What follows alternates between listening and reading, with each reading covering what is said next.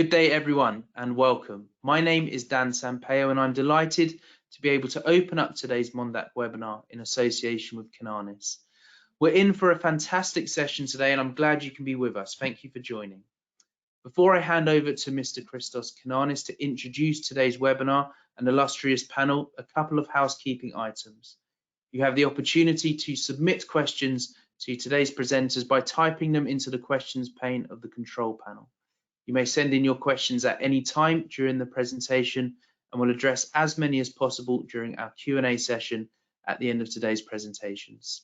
Today's session is being recorded, and we will provide you with an on-demand version and the slides at the end of the webinar. It's now my pleasure to hand over to Christos to begin today's webinar. Thank you. Welcome everybody to our webinar with the topic Cryptoassets in Cyprus.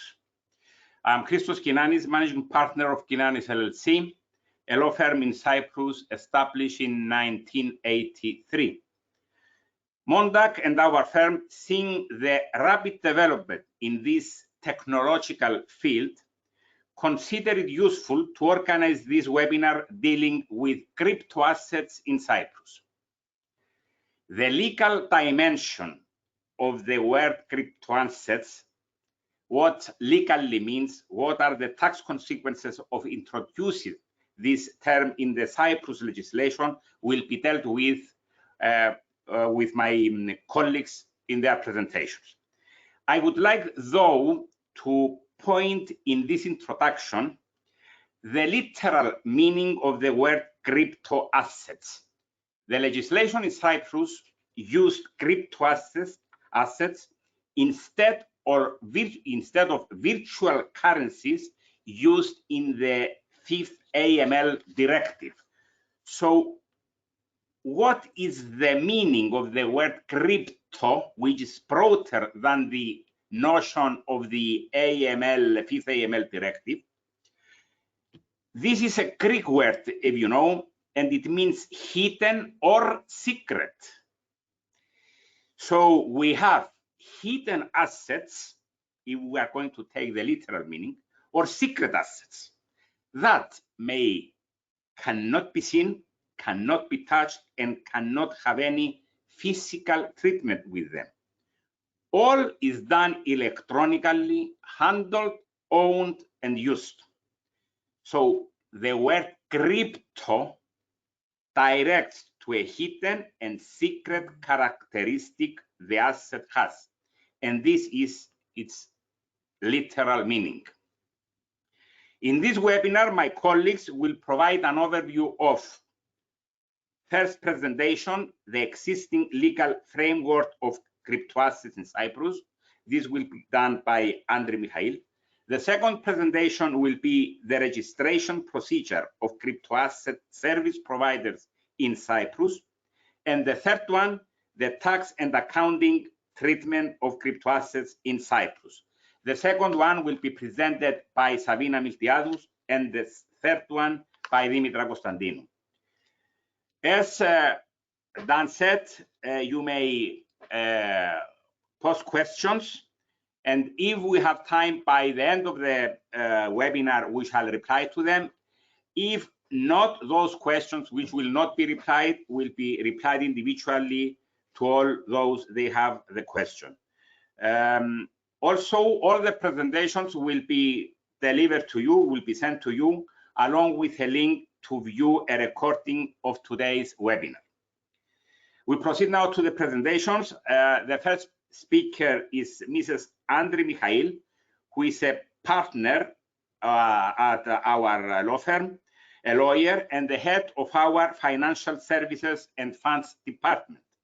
Andrei is focusing mainly on legal advisory, formation, and regulatory compliance for collective investment structures and other licensed entities, as well as providing legal advice and support for listings on capital markets and extensive legal consulting for blockchain matters.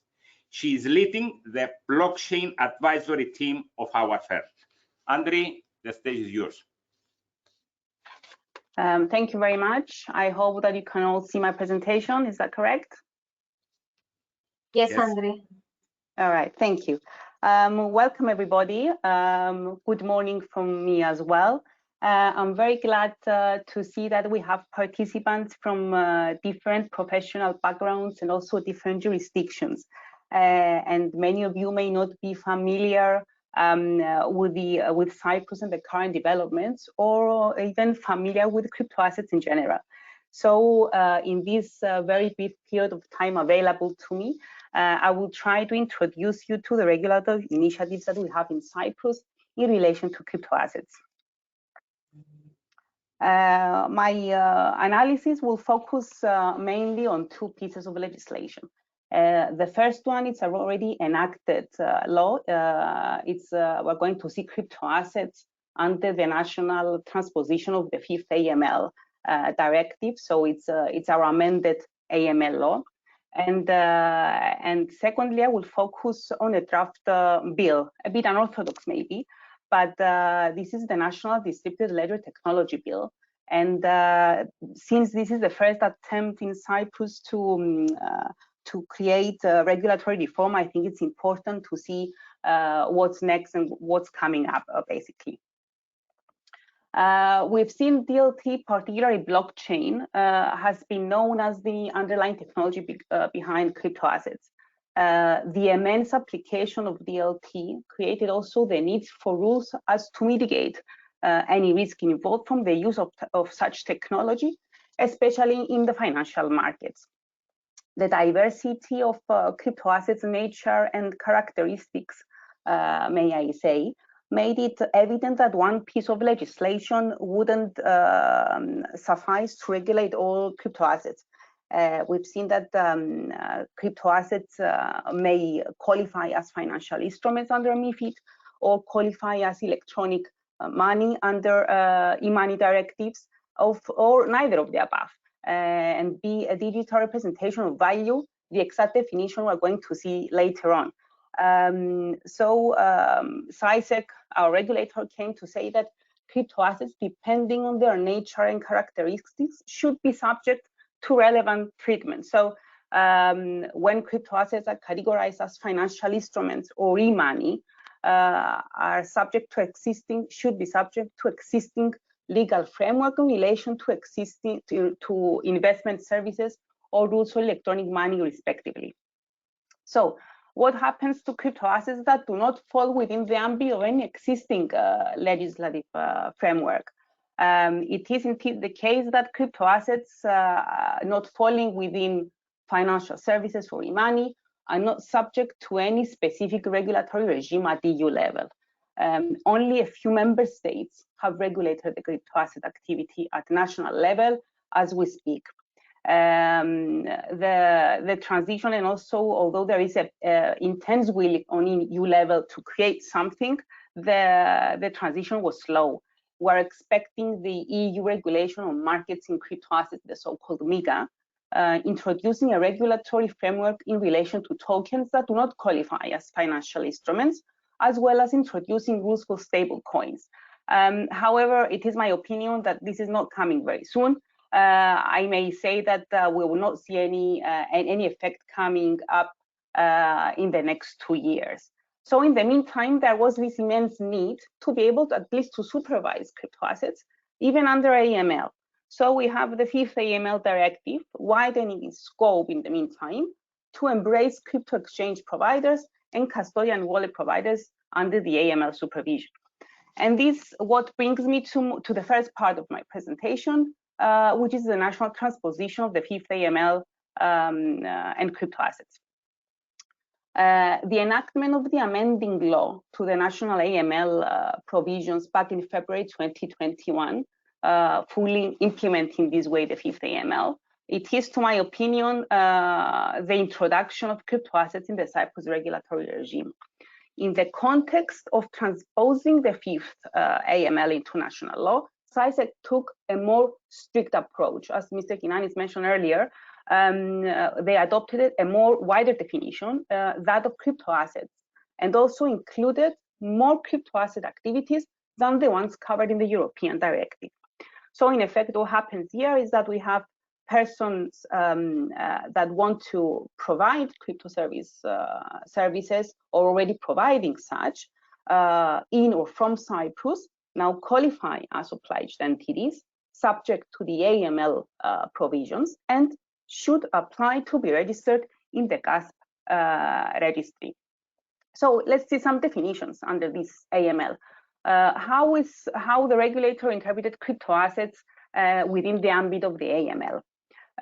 We're having in front of us a digital representation of value that is not issued or guaranteed by a central bank or public authority, does not possess a legal status of currency. It is accepted by persons as a means of exchange or investment, and which can be transferred, stored, or traded electronically, but excluding explicitly fiat currency, electronic money, or financial services, as they're defined in Part 3 of Investment Services Law, which is the MiFID, basically. So who would qualify as a person that would be considered as obliged entity and has to be registered in this GASP registry? So a person who provides or exercises one or more of the following services or activities to another person or on behalf of another person, and which these activities do not fall under any other activities of the obliged entities, must be registered and be under the supervision of CySEC for AML purposes. So specifically, we're not talking about only exchange between crypto assets and fiat currencies, but also exchange between crypto assets. Management, safekeeping, including custody in relation to crypto assets, offering and or sale of crypto assets, including the initial offering, participation and or provision of financial services regarding distribution, offer, and or sale of crypto assets, including initial offering. So when we're talking about financial services, it's a broad definition. What does it mean exactly? Financial services in relation to crypto assets, we refer to the reception, transmission of orders, execution of orders on behalf of clients, dealing on account, portfolio management, provision of investment advice in relation always, of course, to crypto assets, placing of crypto assets on a firm or without a firm commitment basis, and MTFs. Those that have background on investment services industry specifically will notice that these services actually resemble the services of financial services under MiFID. So the regulator, after defining the GASPs and also putting the GASPs and the services under the ambit of AML regulation, they went further to create a specific directive on the registration conditions, as well on the organizational and operational requirements. It's not just a mere registration. The entities has to follow some operational organizational requirements, for example, initial capital, their board composition. So it's important that anyone that wants to actually offer such services in Cyprus or from Cyprus, or that they are already doing it, they must be very careful that they need to study this directive. Details of these registration conditions of GASP and the requirements will follow in Savina's presentation later on. Before closing this first part of my presentation, I would like to refer to this ring fencing approach of the regulator. It's also important from people for investment services companies. The regulator's intention here is to ring fence investment services from crypto asset activities. Investment firms that have been registered in Cyprus, let's say the so-called CIFs, and were permitted to provide crypto asset activities under Section 5 other activities of the law, have been given until the end of 2022 to phase out such activities. In the meantime, though, they must be registered as GASPs. The regulator encourages the registration of a different entity for the provision of crypto asset activities, although an application by such company to carry activities will be examined on its own merit. So I'm moving on to the Cyprus initiative for technology reform. I would like to say some things about the National Distributed Ledger Technology Bill. As I said before, maybe it's a bit unorthodox to speak about the bill and not an already enacted legislation. But it's important because it creates, I think, the stepping stone towards a new technological era in Cyprus.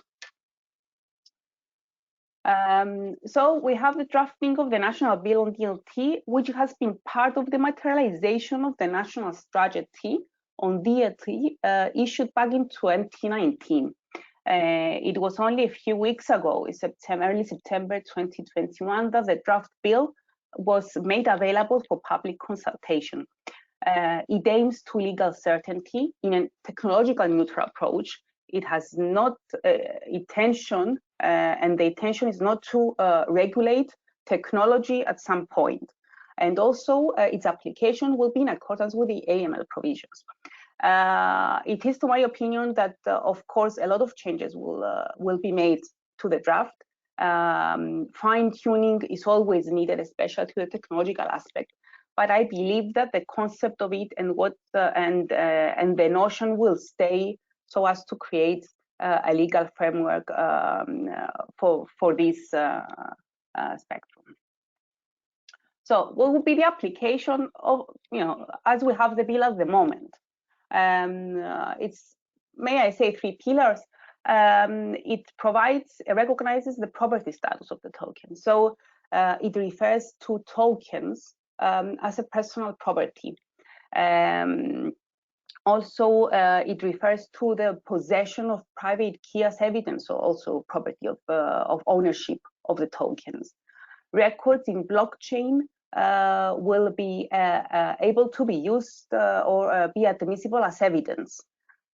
So in a way, it recognizes validity and proof of record. And lastly, the third pillar that it mentions is recognition of the smart contracts, their capacity as legally binding, of course, application law in relation to smart contracts, the use of electronic signatures, and proof of evidence. The law does not, at the moment, does not make any distinction between smart contracts and smart legal contracts. I have not decided myself whether this should be the case, however, but maybe fine-tuning will be needed so as to be able to accommodate such. Okay, let's see some definitions. And what will be interesting here is that it differentiates a little bit from the definition that we have in the AML legislation. So we see that here the bill refers to tokens and crypto assets with the same meaning. It refers to a digital representation of value rights, which may be transferred and stored electronically using DLT or similar technology. It's not guaranteed by a central bank, not a digital representation of official currency, not a legal tender. As you may notice, it does not exclude any crypto assets that resemble to actually qualifying as financial instruments. So in effect, this wide scope, and it's very interesting to see that it's the first time that we see categorization of tokens under national legislative framework. As the bill stands now, we see that tokens are being categorized under 4 categories. We've seen the possibility of having a payment token, a utility token, a security token, or even a hybrid token. And most importantly, it's not just the referral to these categories of tokens, but we have specific definitions. And this means that it's easier for other legislations to come up, and also other authorities or any other secondary legislation to be issued at some point, so as to be able to refer to this kind of tokens and implement the same definitions. Very quickly, I would like to just mention this. The law for the time being refers to utility token, which is intended to provide a digital access to a service, good or product, accepted by the issuer of the token or participants in the ecosystem of that token. The payment token, it refers to a token which is a digital representation of value and may be used as a means of payment or as consideration for the provision of goods and services, not issued under the authority of any central state, and which does not give rise to a claim on the issuer. Security tokens, a token which consists of a transferable security, which is either created in a DLT platform or it is underlying and represented digitally, and also may have some attributes of the underlying transferable security. Hybrid tokens, it's the tokens whose nature may change over the time and may have attributes of a utility token and or transferable security token and or payment token. And in such a case, its categorization is affected on a case-by-case basis.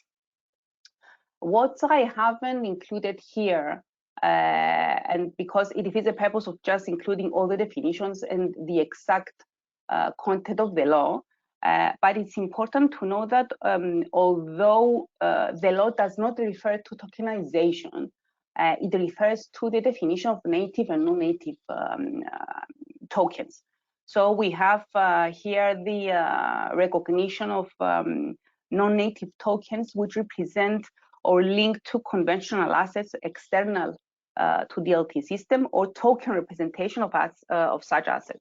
So I think that although this law may be regarded as an umbrella law, I think with its proper fine-tuning, we'll be able to embrace other activities and the enactment of new legislation so as to embrace also other potentials within the business environment in the means of digitalization of assets or the disruption of financial services market. So my opinion is that although this is a draft bill still, and although the AML provides supervision only from the AML perspective, I think that both pieces of legislation that we have seen are opening doors to more legal certainty for somebody to come in Cyprus and be able to offer crypto assets or be able to deal with crypto assets. It moves towards a direction of a better protection of investors and consumers in a way to try and manage, mitigate also the risks involved from the use of technology in the existing business environment. And most importantly, it's towards the correct idea and also the correct path for the prevention of money laundering to crypto asset activities, because this is what has been the main concern, to be honest, on an EU level.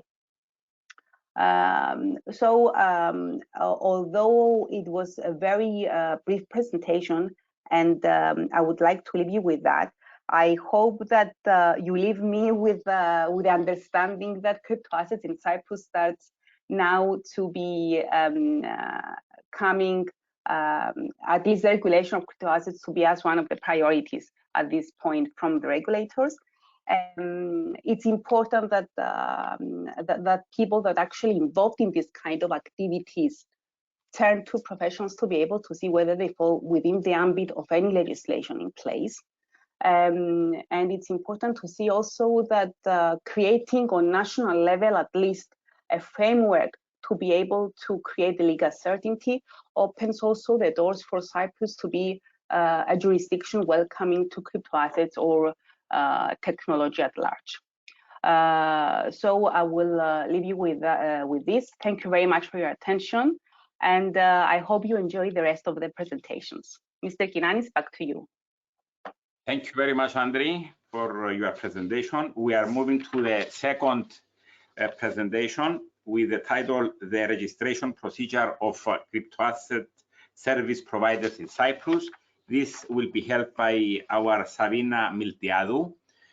Sabina is Associate Lawyer at the Financial Services and Funds Department of our firm. She focuses on blockchain consulting, capital markets, listings, financial services, funds, and regulatory compliance. Sabina, the stage is yours. Thank you, Mr. Kinanis. Hello, everyone, and welcome to our webinar. I am Sabina Miltiadou, and today we will talk about crypto asset service providers in Cyprus.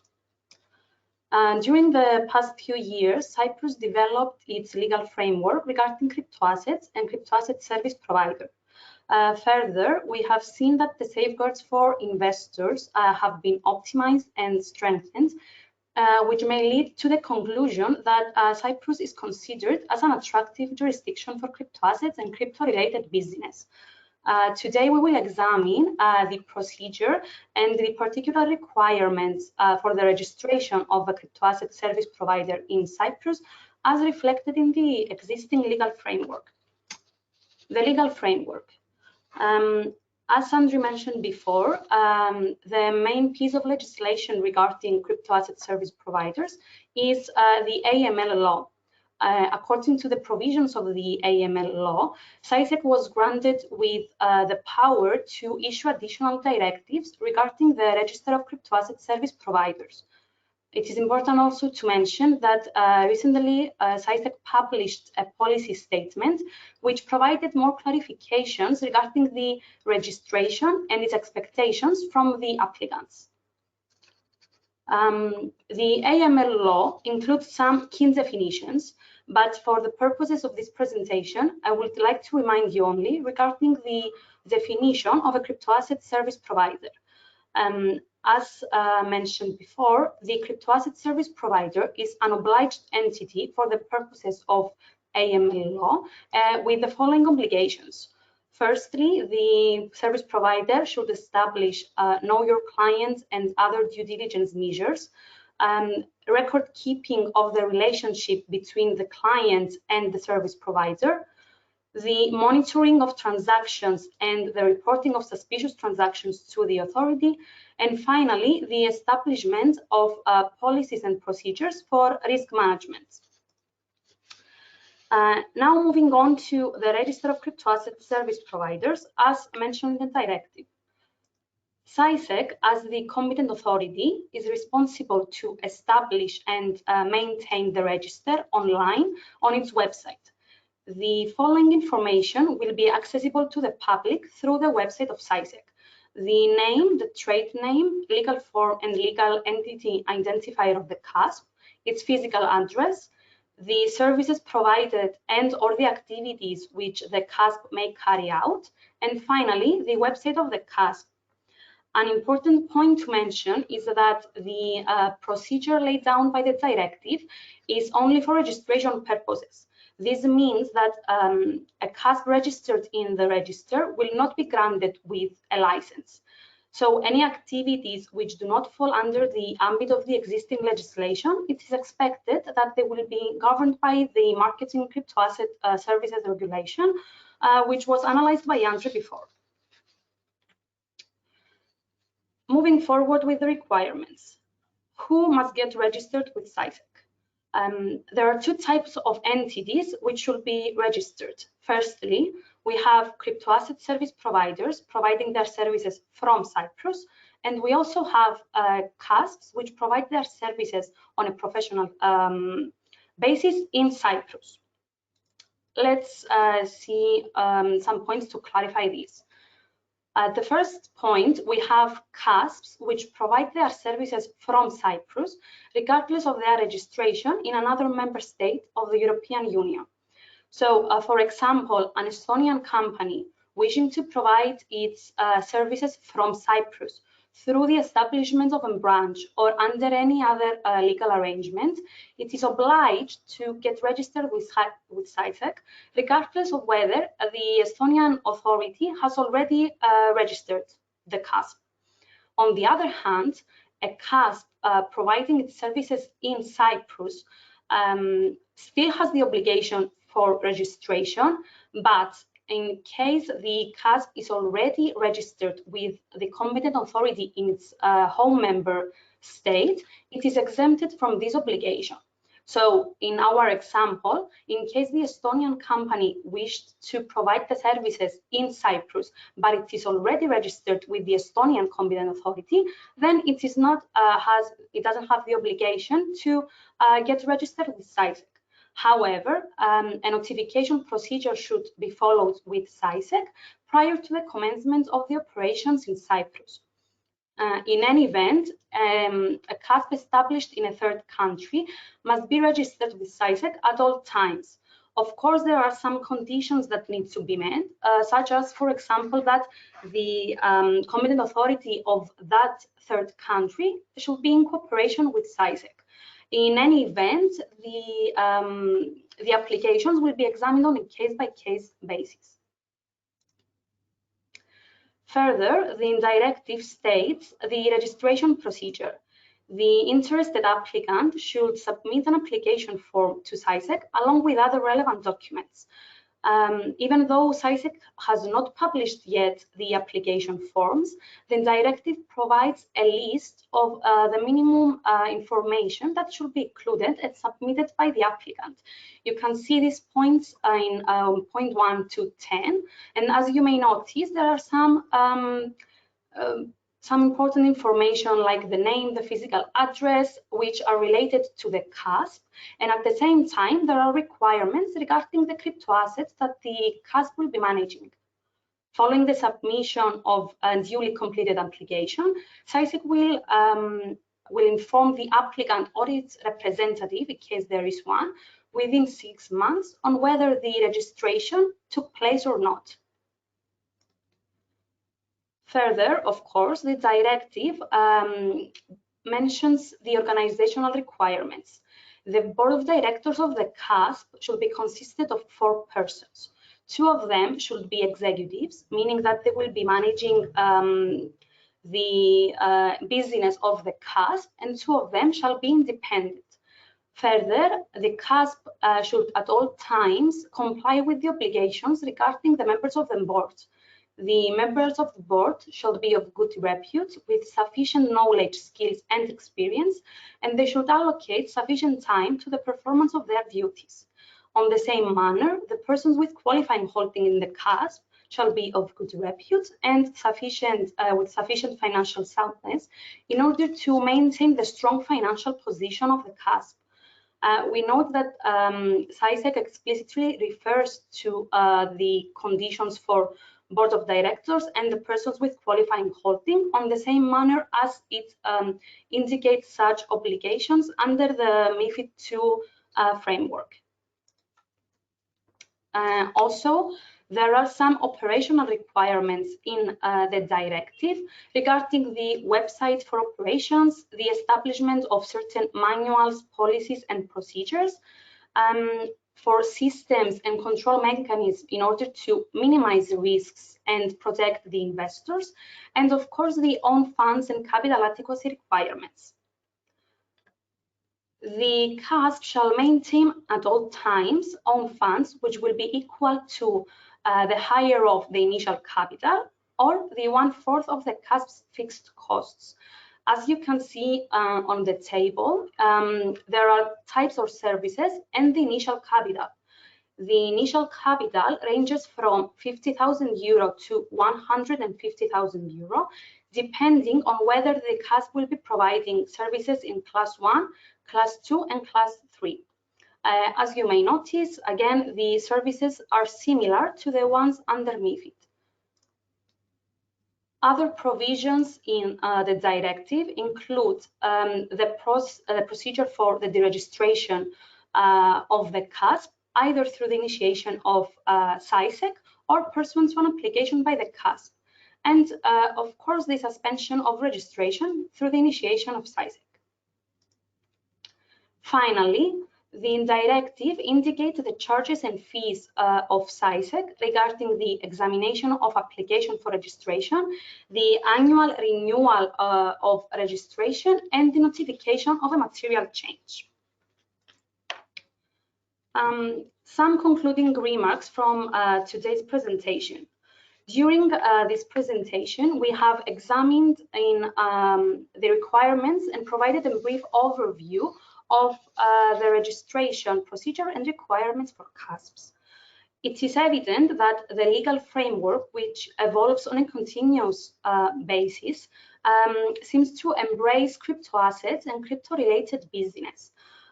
Of course, the approach of CySEC in its recently issued policy statement is similar to the approach and expectations for other regulated entities as well, such as the ones under MiFID, and includes specific and very important points on the safeguards for the protection of the investors. In conclusion, and based on what we saw here today, we could say that Cyprus could be considered as a reliable jurisdiction for crypto assets and crypto asset related business. Thank you very much for your attention, and please submit any questions you may have.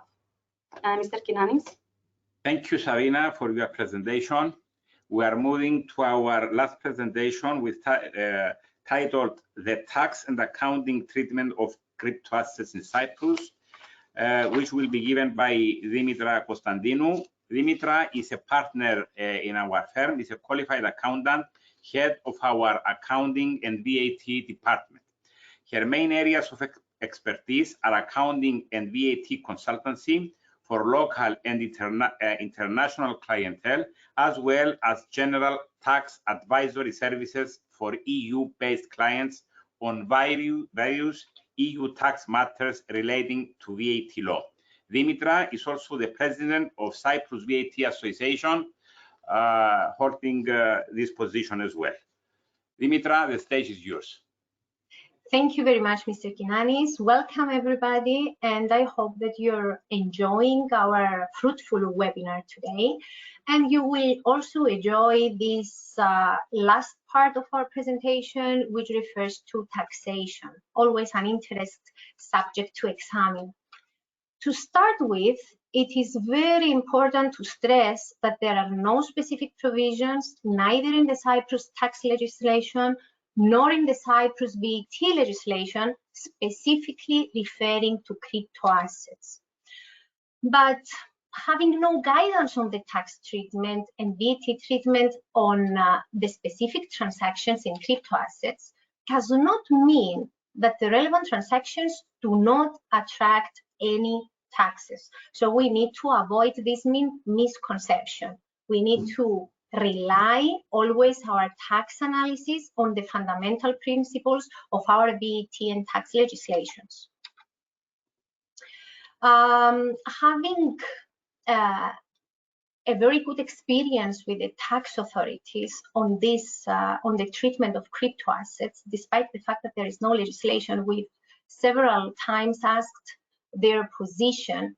We realize that the focus is on the classification of crypto assets that my colleagues referred to before, and most importantly, their intended use. So in order for someone to analyze and define what the tax treatment of a specific transaction in crypto assets will be, we need first to classify the crypto asset, and secondly, and most importantly, to see what the intended use of that transaction is. Despite the fact that we have thousands of crypto assets since the launch of Bitcoin in 2009, based on a recent search that I made on Coinbase, I've realized that we have more than 5,000 crypto assets worldwide.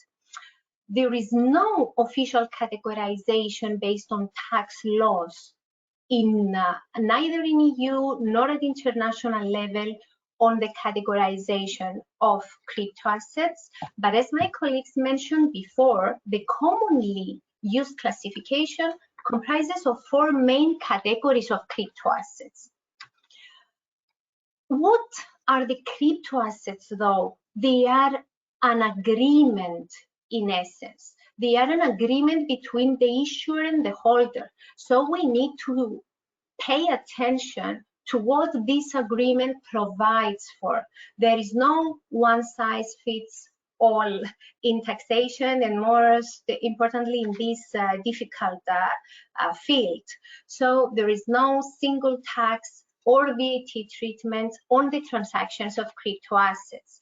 Therefore, we should pay special attention on the characteristics, as I mentioned before, of those agreements, classify the crypto assets correctly, and see their intended use so as to define what the taxation will be.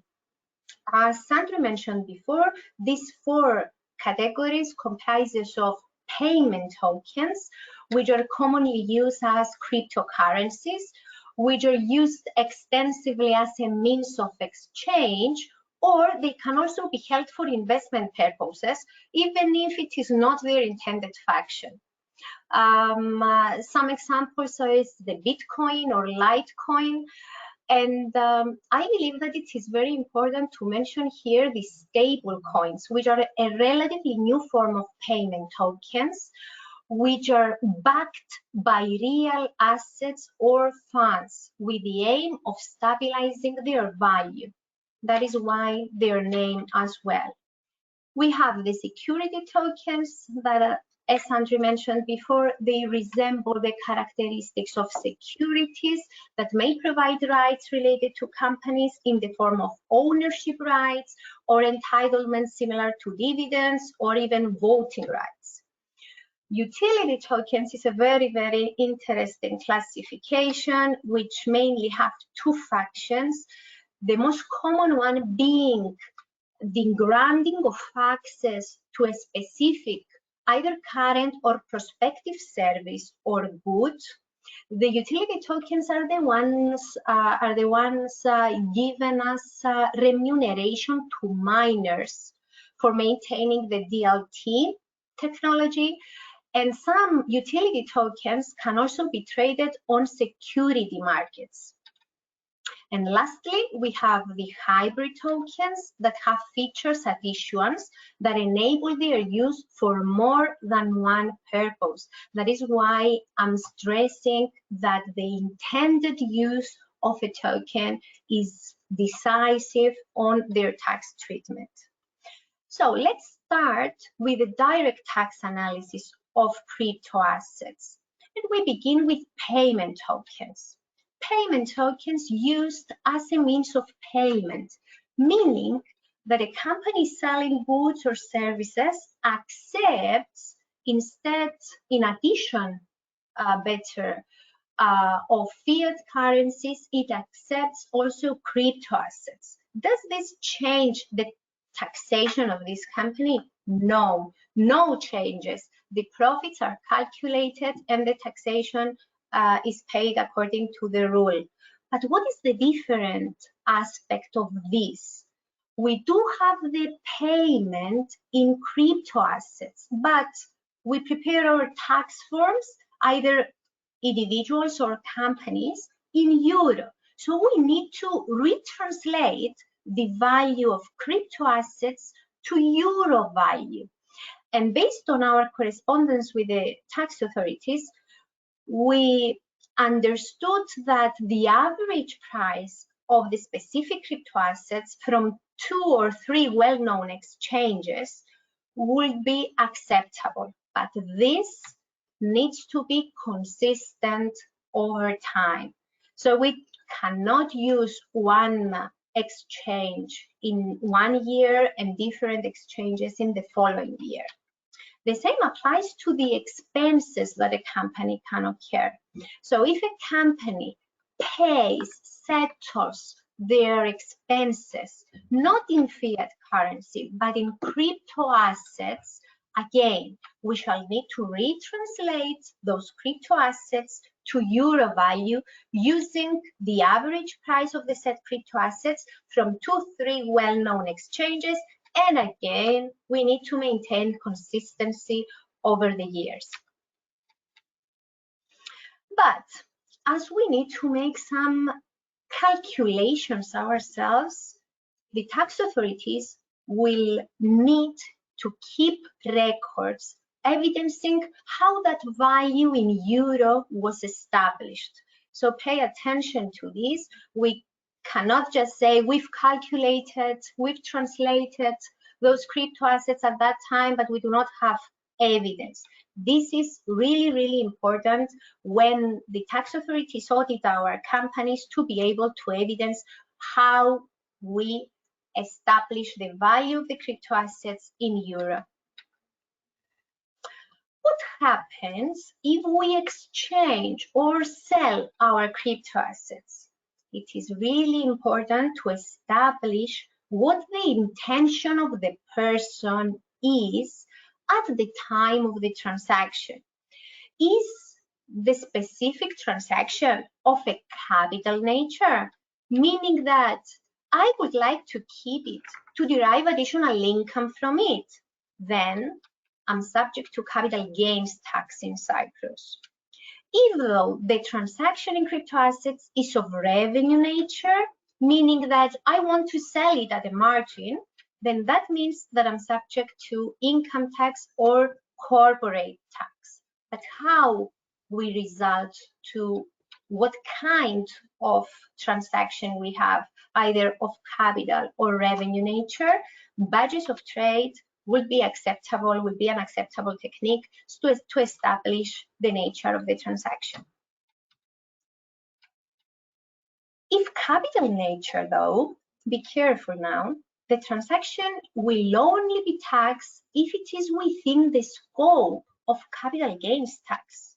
Yes, but in Cyprus, the capital gains tax law only covers transactions in immovable property and shares of property-rich companies, meaning that if the capital gain is not derived from a property, from an immovable property, and it is derived from a sale of, let's say, a crypto asset, that transaction will not attract any taxation in Cyprus.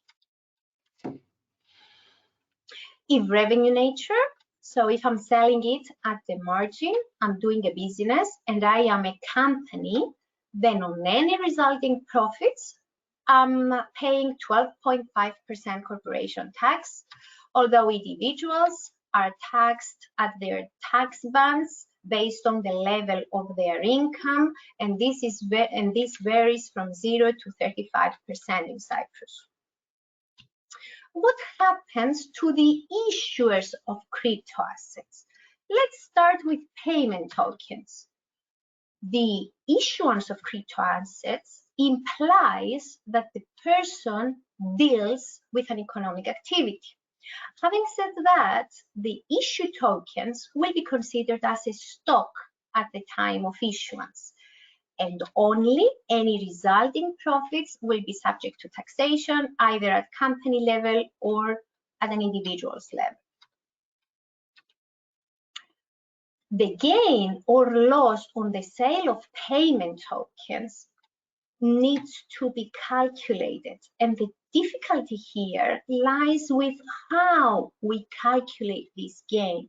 And an acceptable method could be the FIFO, first in, first out, or weighted average cost, so as to result to the taxable income that will be taxed either in the hands of a company or in the hands of an individual. What happens though with gain or loss on revaluation, which is not a materialized gain or loss? No tax implications. We believe that the same treatment, that the crypto assets treatment will be the same as any other cryptocurrency.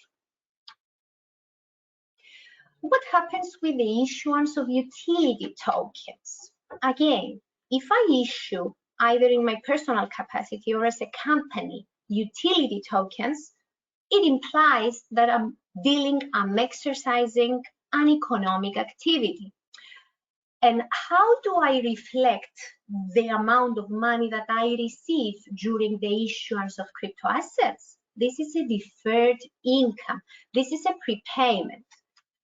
The income will only be recognized in the books of the company at the time of redemption, meaning at the time that the company as issuer of crypto assets will exchange those crypto assets for the delivery of goods or the provision of services.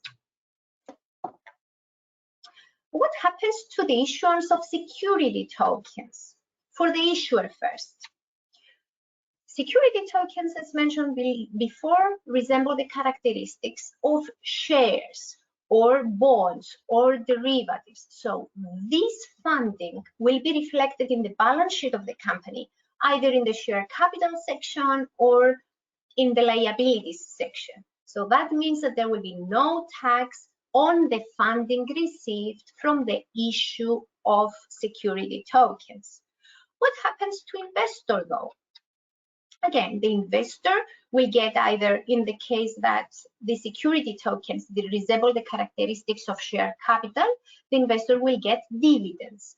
Or if they resemble the characteristics of a bond, they will get interest income.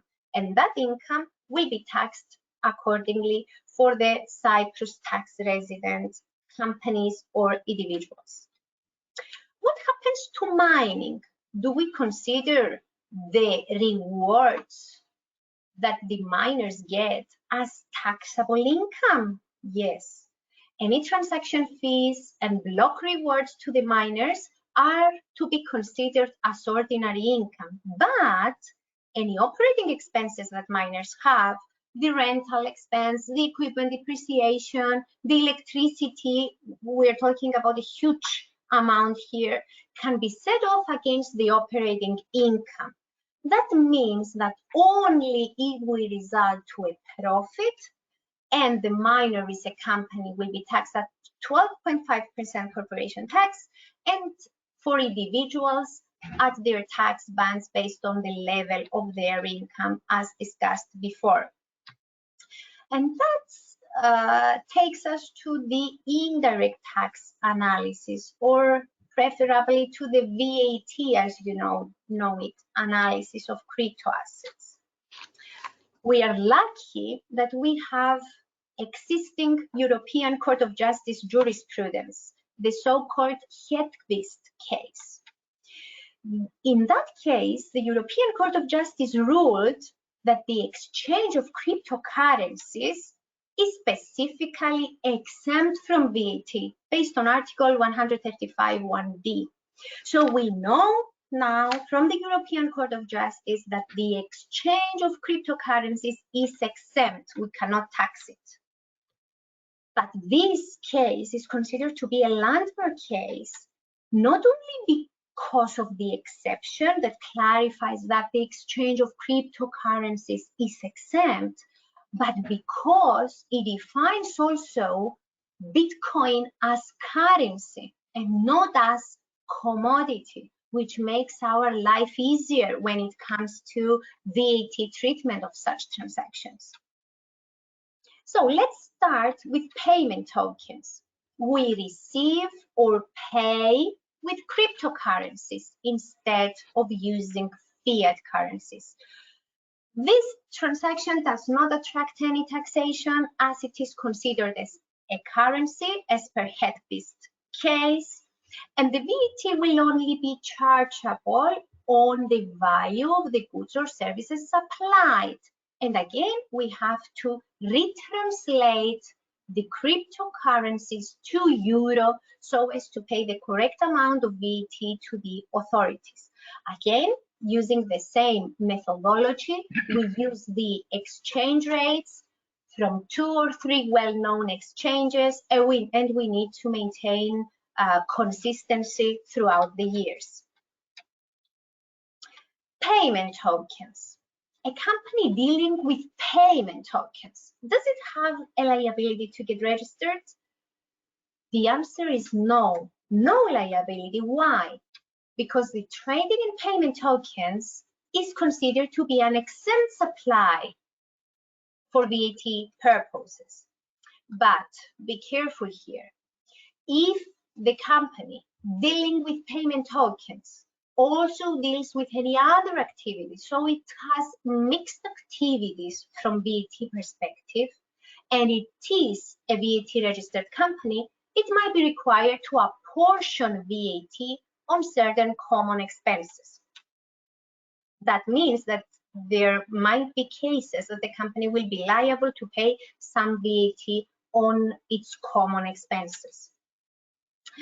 And this takes us to utility tokens. But before analyzing how the utility tokens will be taxed, it is really, really important to inform you of a fundamental principle of VAT. And this is that services are offered for consideration only if There is a direct link between the services provided and the consideration received. So, what happens to utility tokens? At issuance, the utility tokens are used as a means of funding. For what? For the development of a future good or services by the issuer.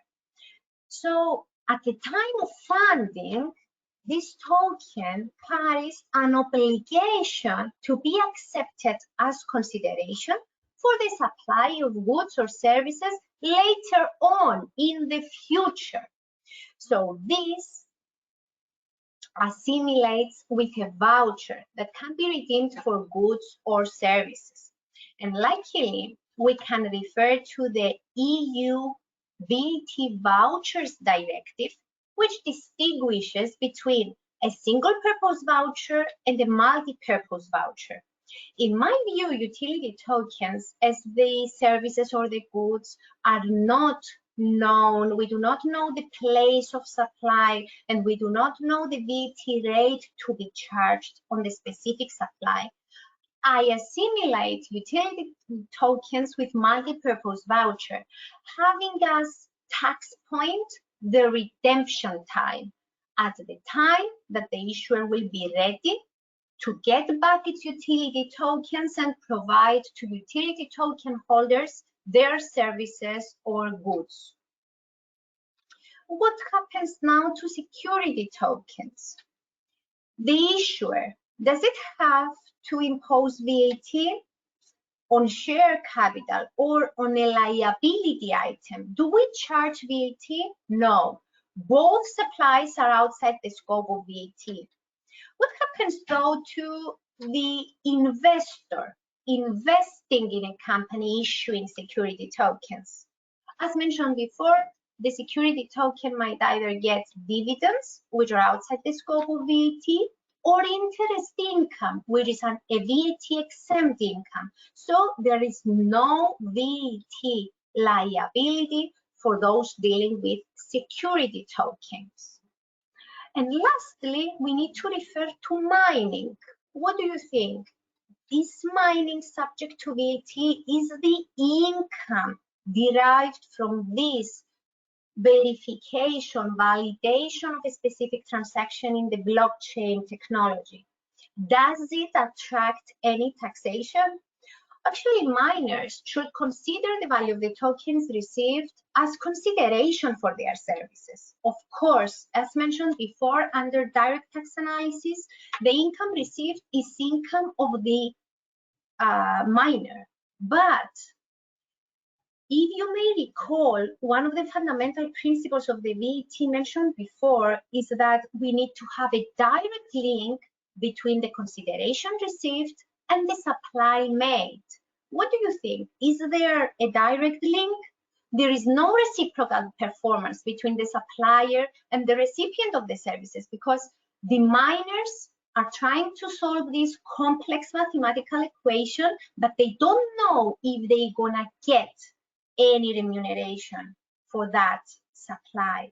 So only one will get the remuneration. So that gives us the solution, the result, the conclusion that such services cannot be within the scope of Cyprus VAT, because they do not meet this fundamental principle of the direct link between the consideration received and the supply.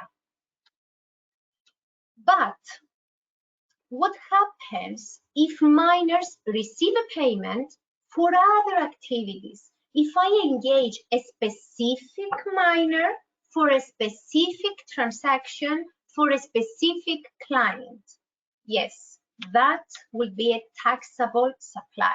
So we need to be careful.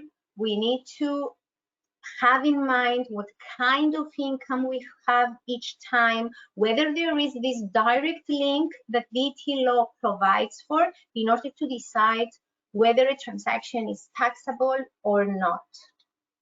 And this takes us to the end of today's webinar. I hope that you all enjoyed it. And Mr. KINANIS, the online stage is yours. Yes, thank you very much, Dimitra.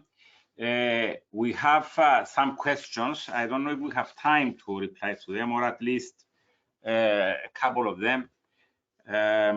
Just quickly, there is a question, Dimitra, I may ask you, what is your opinion on tax regime regarding cryptocurrency? Okay, very good question. As I mentioned during my presentation, there is no tax regime now on cryptocurrencies. We don't have specific tax provisions or VAT provisions on cryptocurrencies. But as I mentioned, from VAT perspective, we only tax the transactions of utility tokens at the time of the redemption. So I believe that if this will be the case with the tax legislation, that is reasonable, and I believe this will be the case. As far as the direct taxation is concerned, I hope that my analysis mentioned before to security tokens will be the one used by the tax authorities as well, as we believe that as security tokens resemble the characteristics of securities, they need to be treated as such. So we believe that the position of the tax department would be that such transactions would not attract any taxation. And I hope for dividend income or interest income on the sale of either payment tokens or utility tokens, the tax authorities will pleasantly surprise us with very good tax incentives so as to attract some foreign investors in Cyprus dealing with crypto assets. Okay, thank you, Dimitra. A second question. This is for Sabina. The crypto register will register only established providers from other jurisdictions, or has to be newly incorporated in Cyprus? Thank you for the question.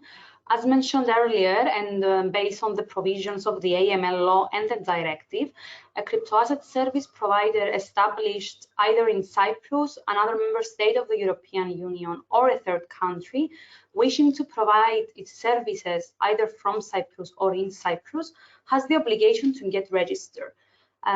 The only exception applies for cryptoasset service providers established and registered in another member state of the European Union, where in such case the notification procedure will only follow. Therefore, the register will include both existing providers from other jurisdictions wishing to provide their services, unless the exception applies, and also newly established cryptoasset service providers in Cyprus. So both from abroad and in Cyprus. Thank you, Sabina. I think we ran out of time, and we have to close the questions here. All questions raised will be replied individually to each one person who made the question. We have to close. I will make some final remarks. I hope it was helpful and we met your expectations. As everybody understands, we are in an era where there is actually a technological revolution. Everything changes on a daily basis. Countries, once the technology changes, they have to adapt to the new technological environment. Technology leads and the law follows. It is up to each country how they implement these technological changes.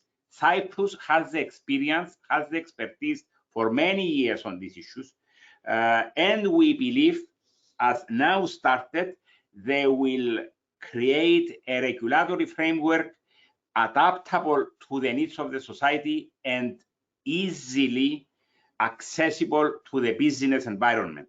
So follow the Cyprus chapter. There will be changes in the law suitable for the businessmen, for the society, and all people concerned with these issues. If you have any questions, our firm, having this expertise, will be willing and will be ready to reply to your questions, address them to us. Visit our website and you will find the details of our emails to reply to any questions you have. On behalf of Mondac and KINANIS LLC and my colleagues, I thank you very much for participating in this webinar. I pass now the stage to Dan from Mondac to close the webinar.